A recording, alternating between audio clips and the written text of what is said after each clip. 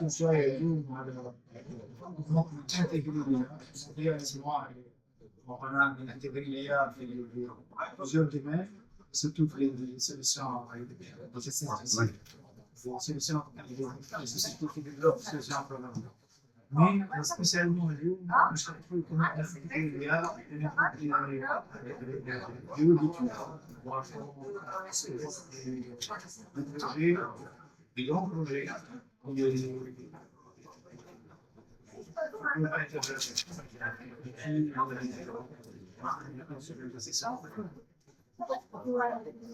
Effectivement, ce que nous, c'est 56 ans d'existence.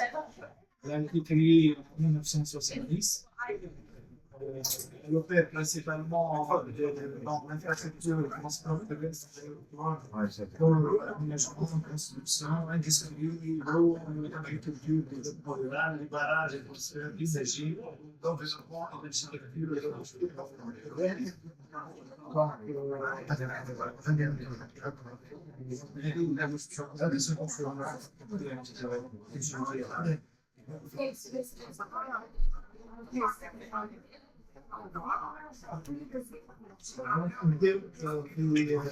ce rythme a mis en place un comité IA.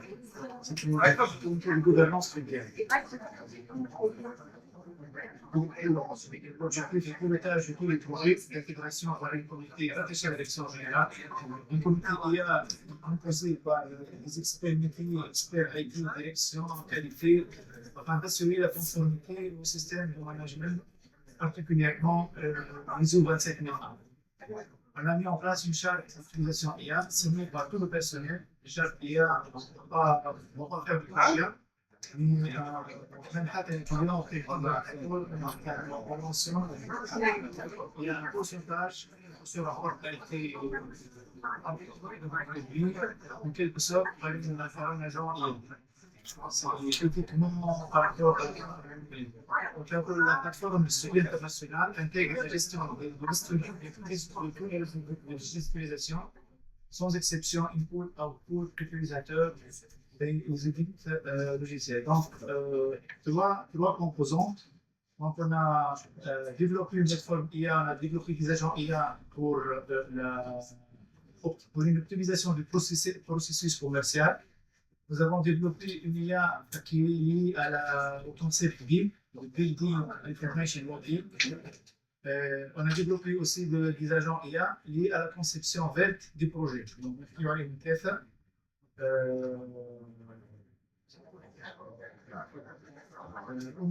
Au niveau de l'agent IA opérationnel du processus commercial, donc au niveau نشوفوا une manifestation d'intérêt ou bien un terme de référence pour se décider pour un go ou un no go.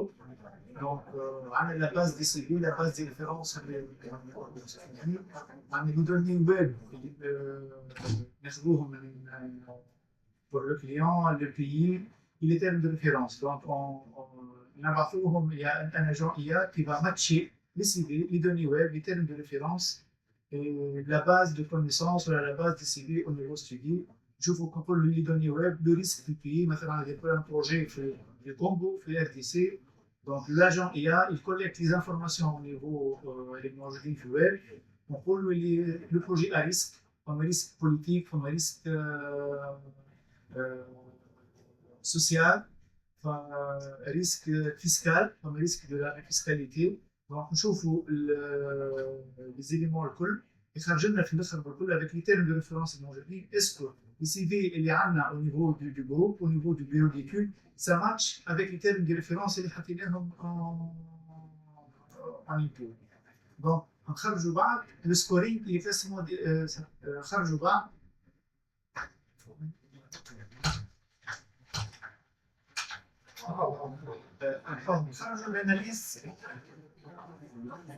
l'analyse de la demande du client, le risque d'adéquation du moyen versus l'exigence du client. Donc ça, c'est développé.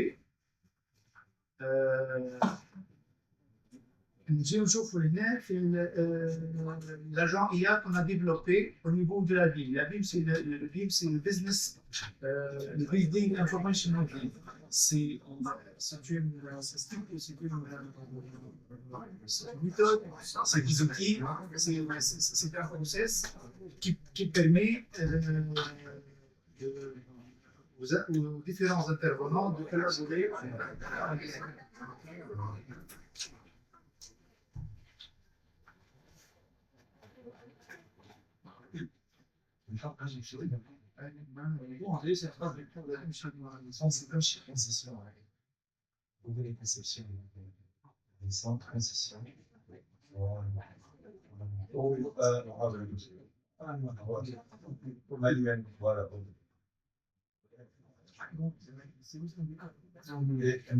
C'est un dispositif suivant après.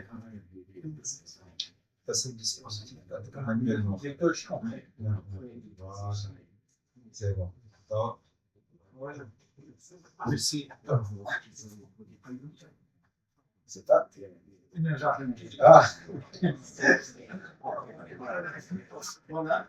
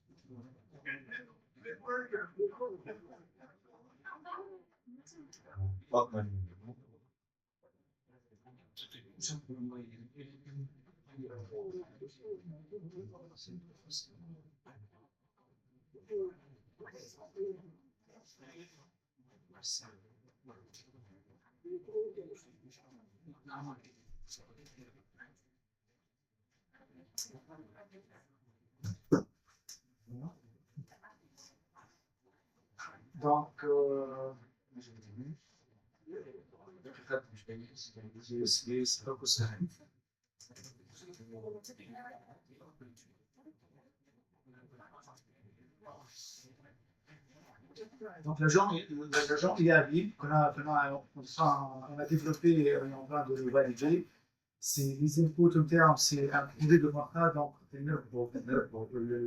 ça y est, on est sélectionné. Donc le client nous envoie une intention, un document, un projet de contrat, l'intention d'attribution de contrat. Mais au مسح contrat, كان نحضروا le plan d'exécution BIM. Donc le BEP, BIM Execution Plan, شنو فيه هذا؟ نشوفوا le projet de contrat, les propositions techniques financières, la base des BEP et STV اللي عندنا. L'agent il est classé de type complexe. Il va générer le plan d'exécution d'un projet à partir du dossier d'appel d'offres. Il se conforme aux exigences de l'ISO 19650. C'est une exigence mondiale. Et on faire comment on va concevoir et travailler ce projet. La conception, l'aboutissement du donc, Je condamnais ça. donc, l'agent IA BIM est actuellement en cours de validation par la division BIM du studio. Donc, on a mis en place un POC, aussi un Proof of Concept pour les agents IA pour la conception web. En quoi consiste la conception web? Tout bâtiment, tout ouvrage dans le secteur du bâtiment, de l'aéroport, des ponts, ainsi de suite. Et la norme dit qu'il faut checker aussi bien l'eau, l'énergie et l'empreinte carbone. Donc, dans l'eau, il n'y a pas grand-chose. Donc, on a développé principalement l'energy checker et le carbone checker. Donc, on a un contrat, on a le BEP qui a été validé par le client. Donc, on a signé le contrat.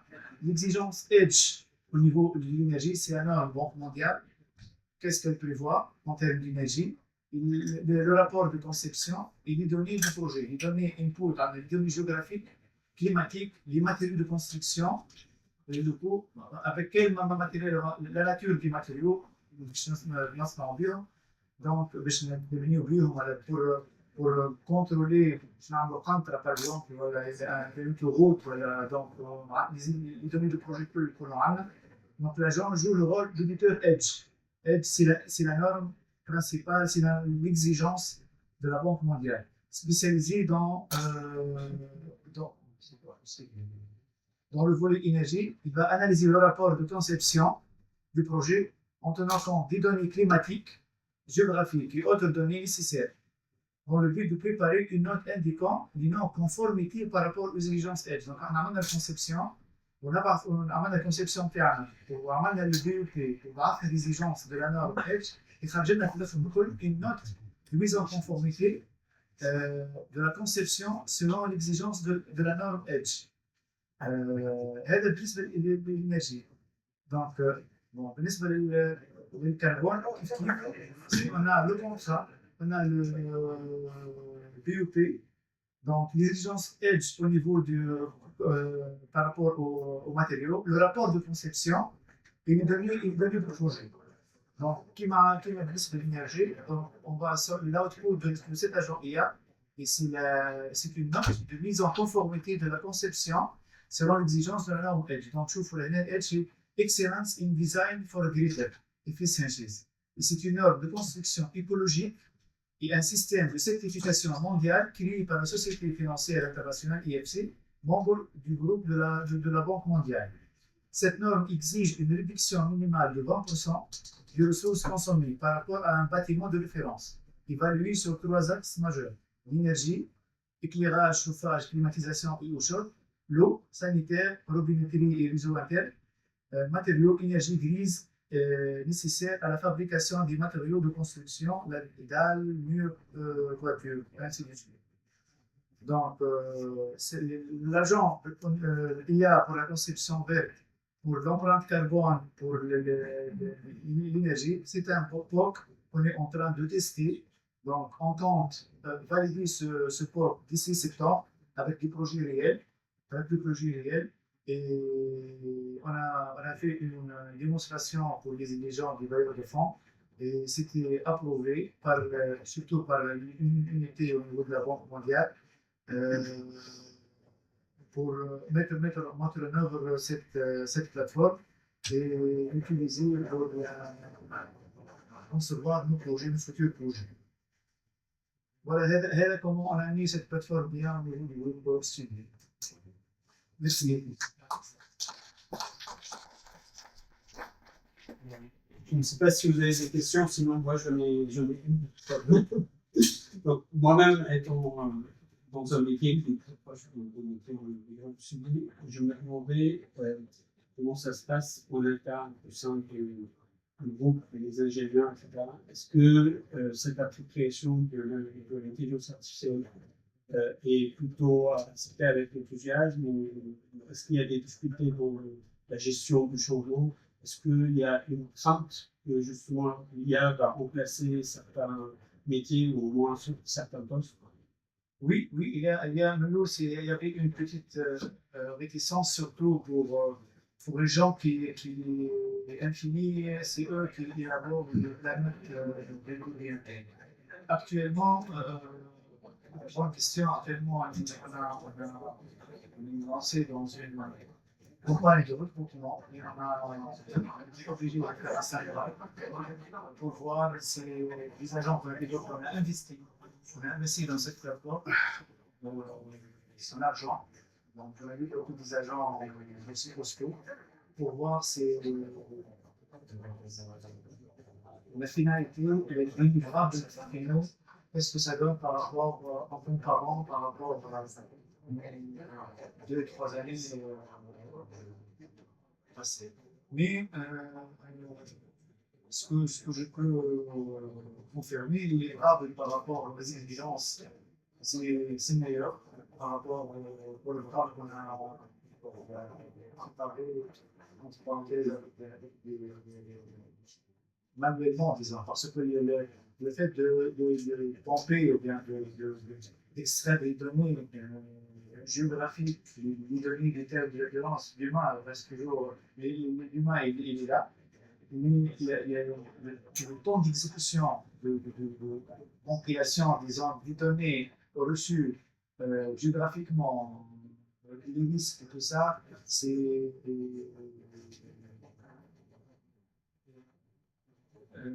exponentiel par rapport à un instrument. Par rapport à un instrument. Je ne sais pas s'il y a d'autres questions.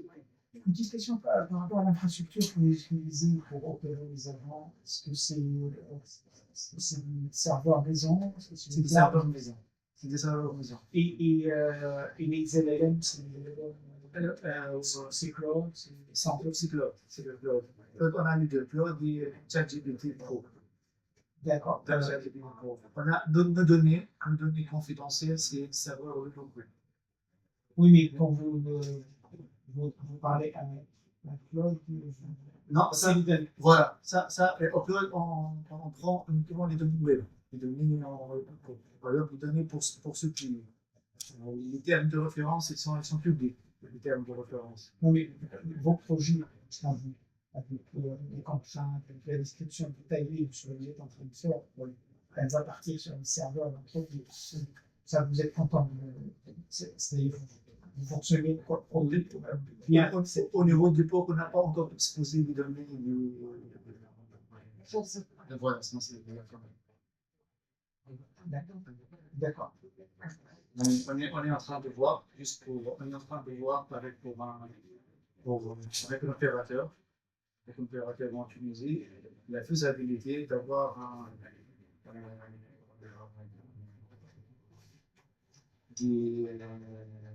des requêtes, disons, un cloud, des interrogations dans un cloud chez nous. Mais vous ne pouvez pas utiliser Cloud Shark, là, je sais pas. Cloud, vous ne pouvez pas l'utiliser sur Il y a des patterns, d'observe patterns, Je ressemble un peu à mon projet PFE, qui a été local. Alors, je me demande comment c'est fait exactement des données locales. Quel modèle avez-vous employé? Et est-ce que je peux discuter après la possibilité de vous aider avec mon données?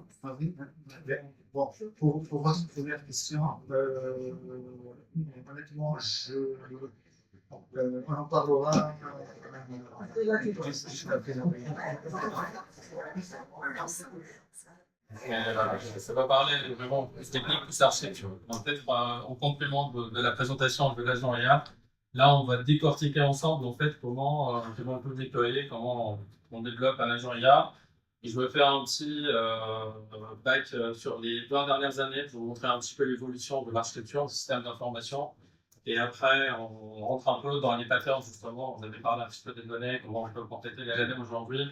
C'est l'évolution voilà. Mais même nous, en fait, tellement l'évolution elle est rapide que voilà, tous les jours, on entend et on apprend aussi de nouvelles choses. Alors, moi je m'appelle Brian Noplik, je suis le CEO et fondateur de la société Codance. Je suis entrepreneur architecte ici.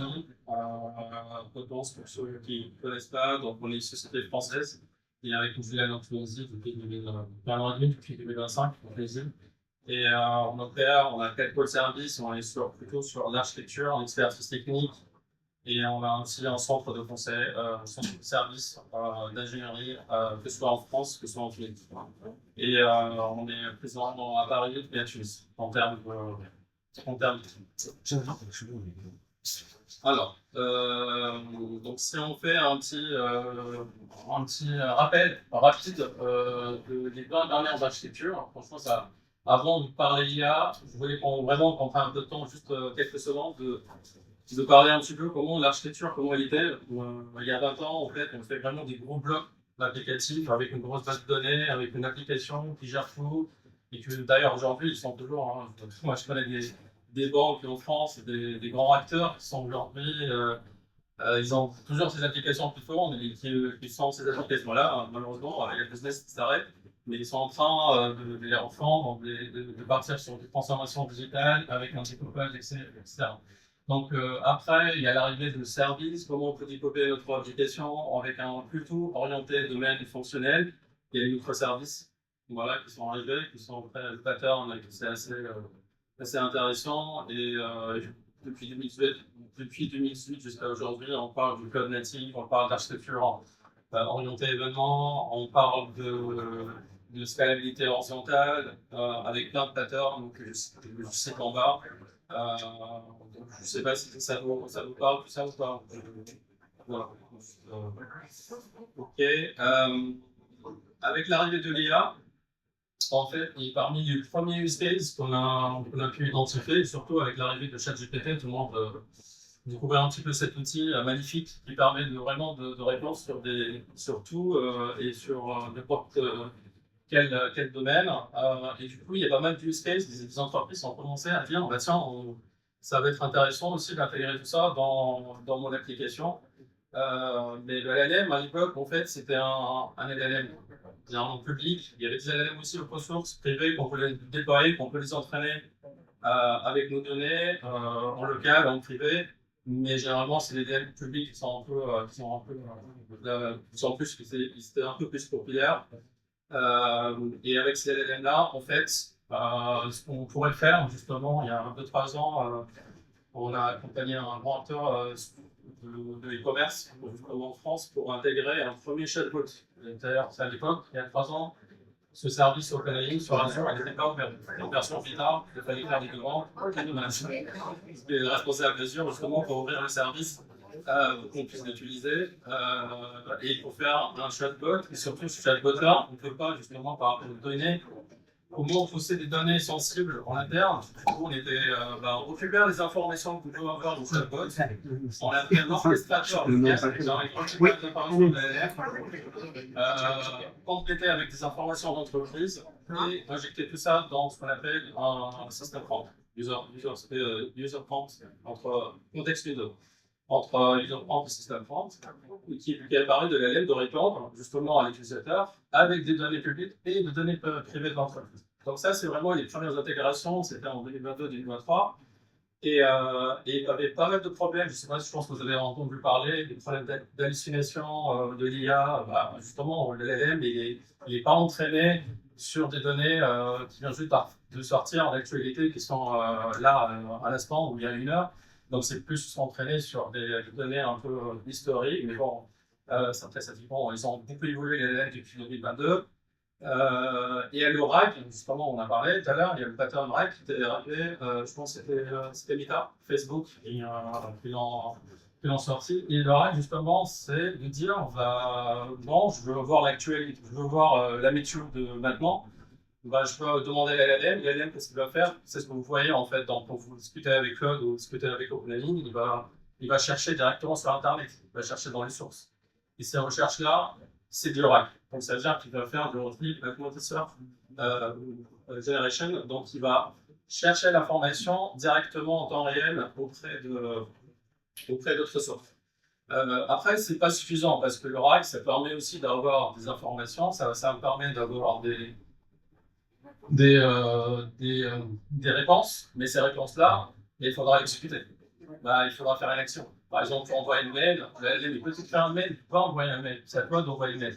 Du coup, c'est pas intéressant pour rendre un peu, pour travailler un peu sur les agents. Et du coup, ce qu'on a fait, OpenAI, ils ont sorti ce qu'on appelle le function calling. Donc, ça veut dire que le LLM, tu peux aussi ajouter cette capacité-là de invoquer des fonctions. Donc, ça veut dire quand je demande par exemple de chercher, je ne sais pas, par exemple, ma fiche de paye ou peu importe, il peut lire sur mon disque dur. Donc ça veut dire que je peux faire un function calling qui permet d'accéder à mon disque dur et récupérer ces informations. Donc ça, c'est le function calling.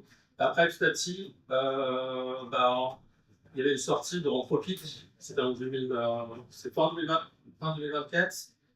Ils ont dit, on sort un protocole, modèle contexte protocole, c'est un standard qui pour tous les LLM puissent l'utiliser et que ça a vraiment ouvert la porte sur ce qu'on appelle du tooling. Ça veut dire qu'on a cette capacité-là Avant, si vous avez vu, en fait, avant, on parlait des API, là, on parle de tooling, on parle des capacités, capability du système, en fait. Et ça me permet aussi de l'aller de pouvoir communiquer. Donc, tout ça, en fait, c'était vraiment l'évolution nécessaire pour pouvoir qu'on puisse développer des agents, qu'on puisse faire des orchestrations, que l'agent puisse être autonome.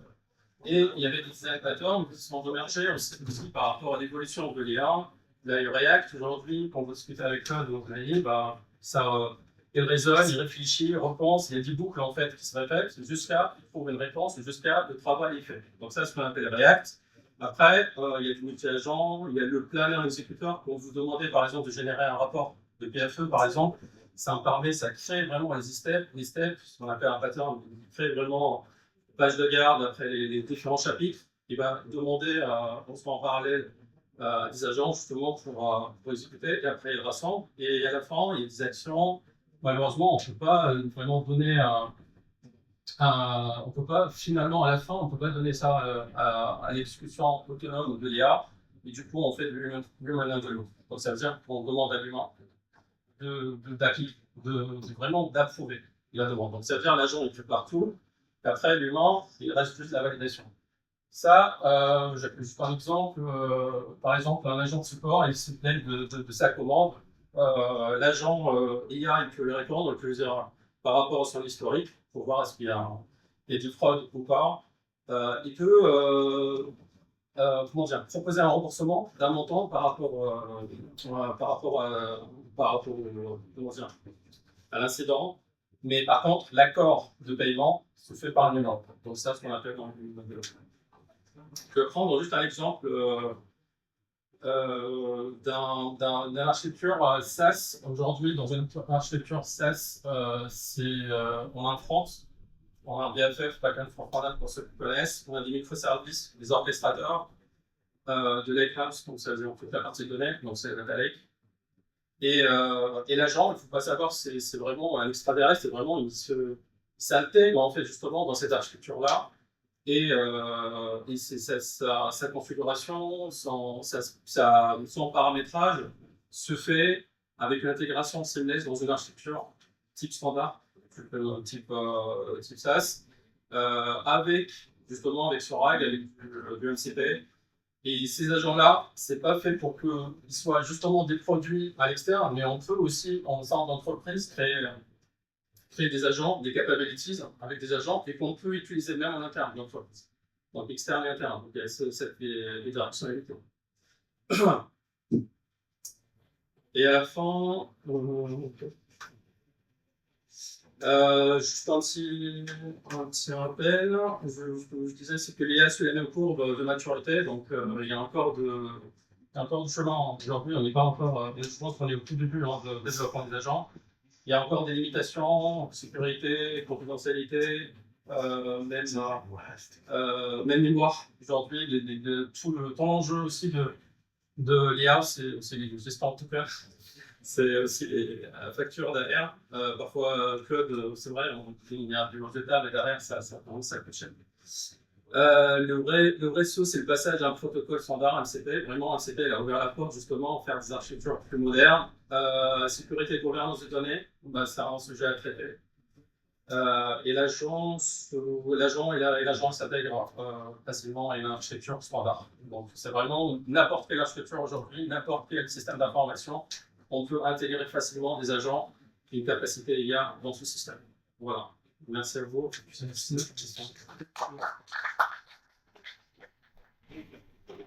Merci beaucoup Séverine. Excusez-moi. Du coup, je ne sais pas si vous avez des questions pour la salle. En termes de langue, vous utilisez Claude seulement ou vous avez d'autres langues? Alors, nous, au sein de Codance, on était sur. En fait, ça dépend du domaine. Si on parle du vibe coding, développement, etc., on était sur Copilot avant. Et on a switché sur Claude depuis, ça fait un an et demi, je pense.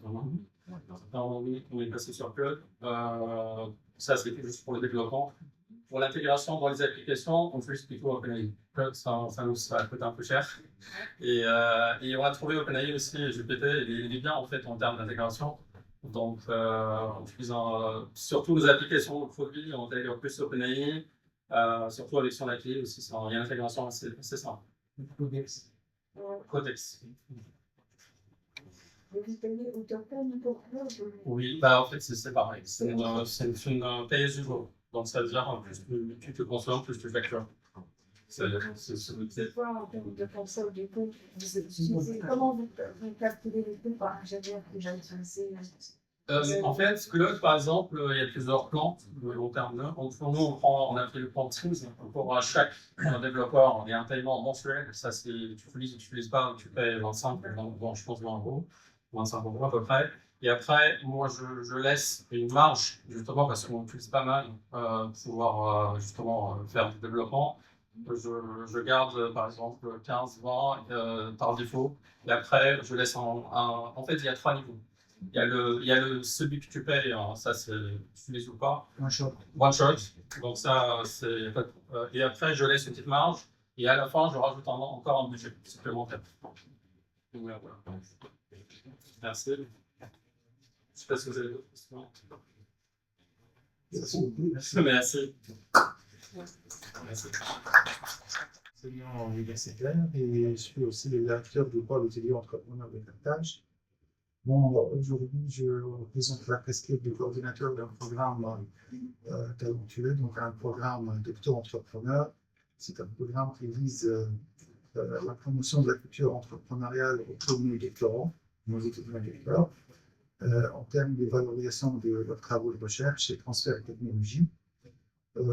Aussi, j'ai la casquette du coordinateur national auprès du ministère de l'Enseignement supérieur et de la recherche scientifique sur un unique programme activé pour accélérer les compétences en termes d'innovation et transfert technologique, valorisation d'expertise auprès des enseignants chercheurs. Voilà, Merci.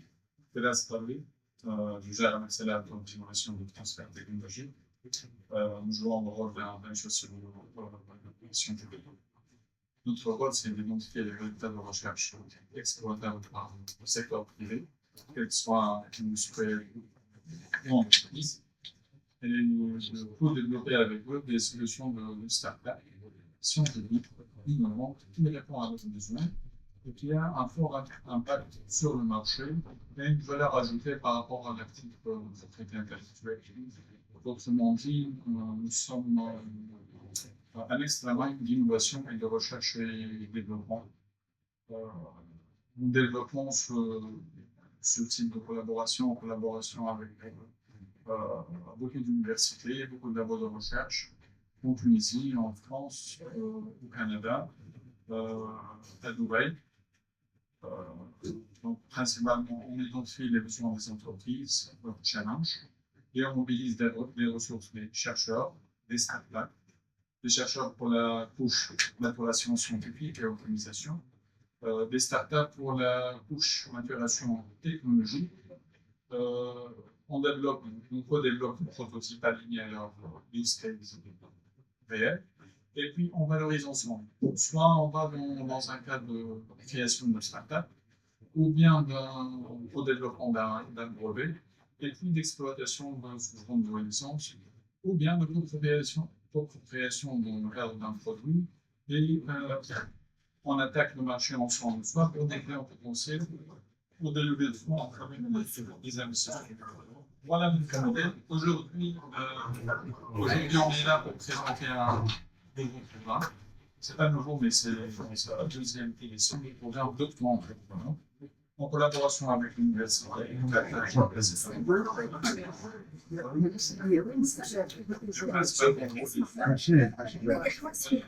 Ça consiste à identifier un modèle de brevet et d'analyse scientifique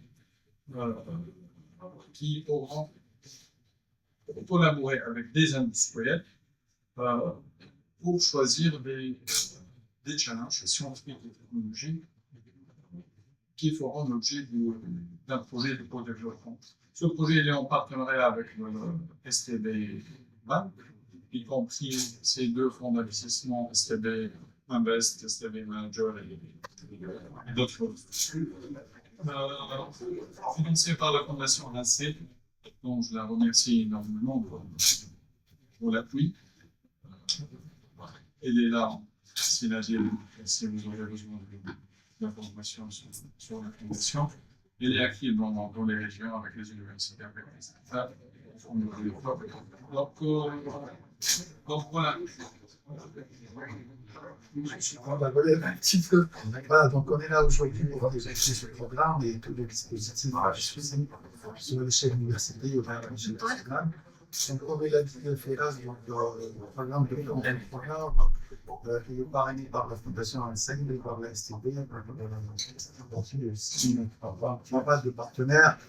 Et la mission principale de ce programme, c'est de promouvoir la culture entrepreneuriale au sein du doctorat, au sein des jeunes chercheurs. Et donc, en fait, c'est pour qu'ils puissent valoriser leurs travaux de recherche dans la création de spectacles, non pas essentiellement, il est censé qu'ils transfèrent leurs connaissances en solutions et des solutions vers l'impact. Donc, c'est pour créer plutôt des projets à impact. Donc, certainement, aujourd'hui, cet événement, on parle de l'intelligence artificielle. Il y en a beaucoup d'étudiants qui travaillent là-dessus. Donc, nous, on va aller essentiellement l'AI avec tout ce qui est développement durable. Et donc, à l'Université de Carthage, comme on est réalisé à la fois à l'université entrepreneuriale, l'université aussi Green and Fit. Donc, on va lier l'IA à la tout ce qui est sustainabilité et durabilité. Et ce programme il vise essentiellement à monter des solutions à impact. Déjà, on a commencé avec pas mal de projets, mais on ne s'est pas arrêté là exactement parce qu'on est là pour former un noyau d'enseignants experts, pour des enseignants-chercheurs, pour qu'ils accompagnent leurs étudiants dans le montage de leurs projets entrepreneuriaux, dans la valorisation de leurs travaux de recherche, dans leur procédure de protection intellectuelle, voilà, dans le matching entre les laboratoires et le marché. Voilà, parce que nous, en tant qu'université, notre rôle, c'est de consolider la relation donc, entre l'industriel, les entreprises et les laboratoires de recherche, les établissements universitaires. Ce sera non seulement des événements ponctuels, mais il faut que cette relation soit durable dans le temps. D'ailleurs, c'est pour ça que l'objectif de ce programme, c'est pour édifier donc des relations solides entre l'université et les industriels, et surtout pour répondre aux besoins. On est là en tant qu'universitaire pour répondre aux besoins, aux problématiques qu'on essaie de résoudre dans le cadre d'une approche entrepreneuriale, d'une approche de management de l'innovation. Et c'est ça la force de ce projet. Donc, forcément, donc, on est ouvert à toute proposition des industriels, des entrepreneurs, des partenaires, pour qu'on se met tous en mixte, aussi bien des chercheurs que des entreprises, des industriels, des enseignants experts, des mentors et de la diaspora aussi. Hein.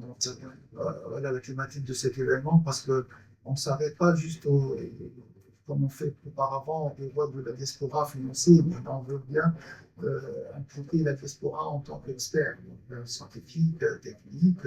Voilà, et donc d'ailleurs, on collabore avec nos alumni et nos enseignants, représentants de l'université en la matière.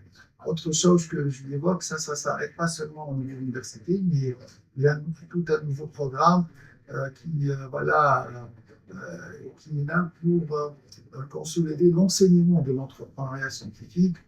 Il doit rallier avec les nouvelles technologies, aussi bien au niveau des masterants. Bientôt, à partir de l'année prochaine, il y aura des programmes transversaux en management, l'innovation et l'entrepreneuriat dans le cadre du programme Savoir Agir. Peut-être beaucoup d'enseignants sont au courant de la réforme en licence, mais en doctorat et masterant. Donc, ça va être aussi une culture très entrepreneuriale, et cette démarche, elle est dans la continuité. C'était une initiative émanant de l'Université de Carthage. Je propose de remercier si on a mis un programme pour le projet de la biodiversité.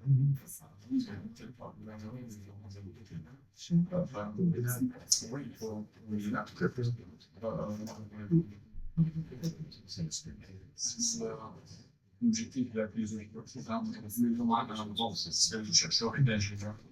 Il n'est pas exploité, il cherche. De l'autre côté, surtout malgré les startups, vous faites face à des risques d'accélération technologique énormes. C'est beaucoup de changements technologiques. Il y a les prix et cerveaux. Donc, il faut répondre à deux enjeux. Le premier enjeu, la maîtrise des risques en développement de ces nouveaux projets. Projets parfois qui n'est pas sur l'année, avec une mise à jour, avec les applications qui sont là dépassées. Ils consomment beaucoup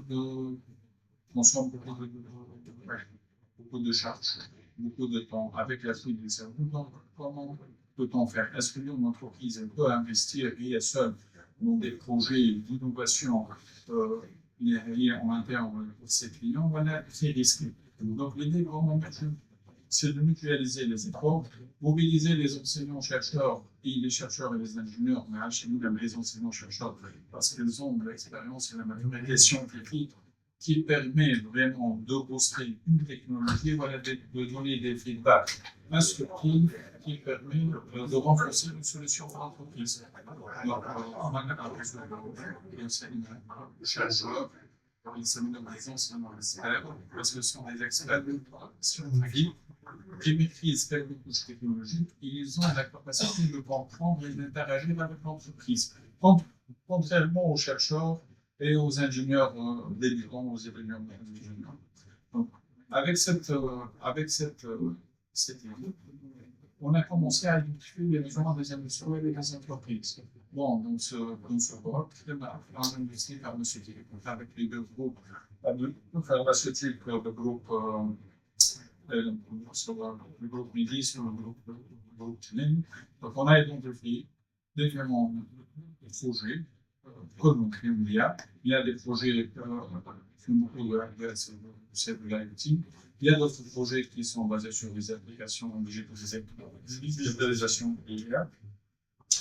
On a défini les cahiers de charges, puis on réunit les chercheurs, les enseignants-chercheurs, on explore les résultats de recherche existants pour savoir s'il y a un actif ou des projets réalisables qu'on peut l'intégrer directement pour répondre aux besoins de l'industrie, ou bien on propose des concepts de solutions faites par les chercheurs.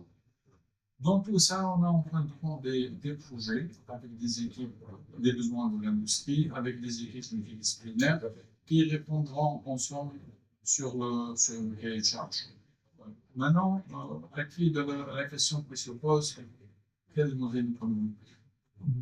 Quel est le coût? Comment ça se gère? Là, il y a trois formules pour toutes les façons. Si l'entreprise, après ce travail d'accompagnement et de conception de solutions avec le chercheur, elle est intéressée par le produit final, elle peut l'acquérir, automatiquement il sera prioritaire. Sinon, s'il n'est pas intéressé ou ils n'ont pas pu arriver à un deal ensemble, ça peut être peu breveté par l'entreprise et les chercheurs représentés par son labo de recherche. Sinon, si l'entreprise n'est pas intéressée, les résultats de ce travail seront automatiquement la propriété du labo.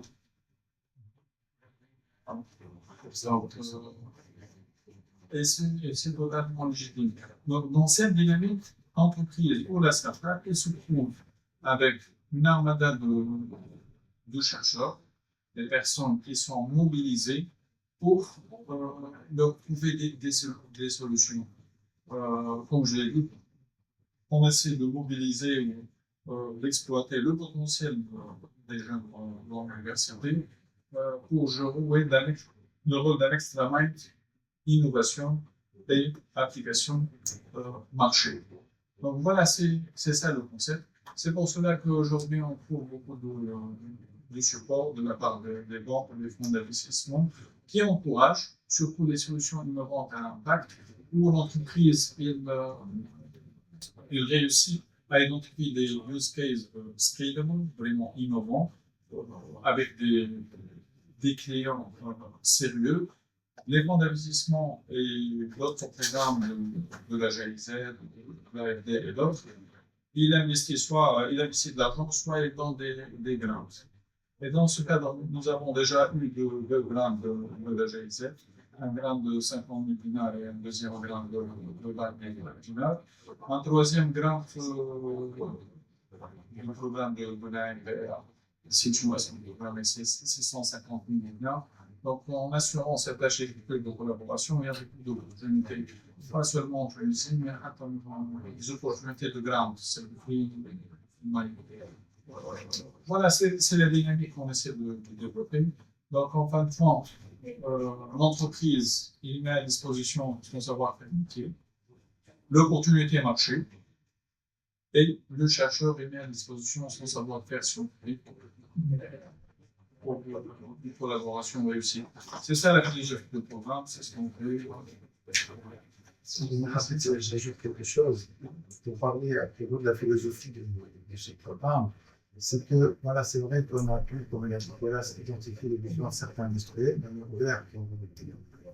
Pour trouver, voilà, surtout aujourd'hui, là, il y a un partenaire ici, il y a des jeunes aussi qui écrit sur, voilà, la réussite de ce projet ne passe que par la bonne identification des besoins, des problèmes rencontrés par les industriels, les partenaires socio-économiques, et vraiment de transférer toute idée innovante du savoir-faire des laboratoires vers des solutions à impact. Donc on veut, bon, peut-être pas tout le monde va être des entrepreneurs et des startups, mais si on arrive à changer l'état d'esprit du laboratoire de recherche et la collaboration, la philosophie de collaboration entre le monde universitaire et le monde industriel, en termes de conception de projets et des idées à impact, déjà on n'est pas à la clé de la réussite. Donc voilà, n'hésitez pas, on est là ouvert aux propositions. Donc c'est vrai, la culture entrepreneuriale est bien fondée au sein des universités. Il reste un petit peu d'inadéquation entre le but industriel, mais ça sera l'occasion, grâce à ce type de programme, on a de la chance d'être accompagné par les accélérateurs, donc d'accélération de la technologie. La fondation enseigne derrière nous, les investisseurs, évidemment, donc des programmes derrière. Mais on est là pour changer franchement l'état d'esprit des jeunes. On n'est pas seul. Quand vous entendez parler des pôles étudiants entrepreneurs un peu partout, ça c'est pour les projets entrepreneuriaux individuels. Mais là, c'est des projets entrepreneuriaux au sein des laboratoires. Donc, on veut bien vraiment impliquer les laboratoires dans une dynamique. Voilà, que l'étudiant, quand il se met en recherche, voilà, il a l'esprit de monter un projet entrepreneurial en adéquation avec les besoins du marché. Bon, la différence, c'est à la technologie. Le réalisme, le savoir avec le besoin du marché.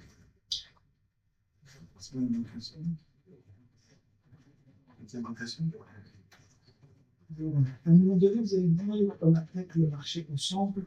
Pourquoi cela consiste-t-il? À identifier des clients potentiels ou des investisseurs. Et comment vous faites ça? Pour les investisseurs, j'imagine que vous avez pour les clients. Question très importante. En général, les entreprises sont eux qui maîtrisent leur marché, qui comprennent les besoins du marché, les clients potentiels.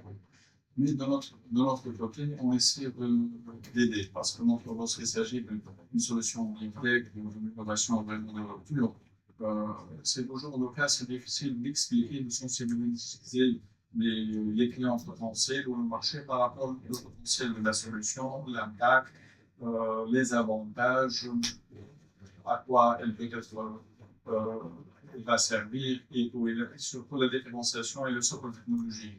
Donc nous serons aux côtés de vos entreprises pour sensibiliser pour ça, pour faire on peut dire c'est pas des séances de sensibilisation, mais des workshops, des masterclass orientés par exemple pour les gens qui développent, qui utilisent des solutions pour l'empreinte carbone, donc l'impact de l'empreinte carbone, c'est quoi la différence, la détection instantanée, l'impact vert. Donc surtout la conformité aux réglementations et aux normes ISO. Tout ça en général, parfois les entreprises ne disposent pas de ce savoir-faire scientifique et technologique pour répondre à ces questions. Le deux est un facteur très très important. En général, l'entreprise n'investit pas beaucoup à part la recherche dans le pays scientifique et technologique. Les meilleures personnes qui peuvent assurer ce risque, c'est les chercheurs. Parce qu'ils disposent des ressources cognitifs, de participer à beaucoup d'événements dans le monde entier. Ils ont accès à beaucoup de plateformes. Donc, toujours le chercheur, surtout le chef d'abord, le chercheur senior, il a l'information. Il peut aider à canaliser les efforts, la stratégie commerciale, le positionnement technologique et scientifique. Puis c'est à l'entreprise de devenir le positionnement économique. Donc, vous voyez, lorsqu'on parle d'une démarche d'automate, c'est complémentaire. Il ne peut pas le faire seul. Donc, on vient de signaler que la salle est plus chère. D'accord. La salle, Merci. merci beaucoup.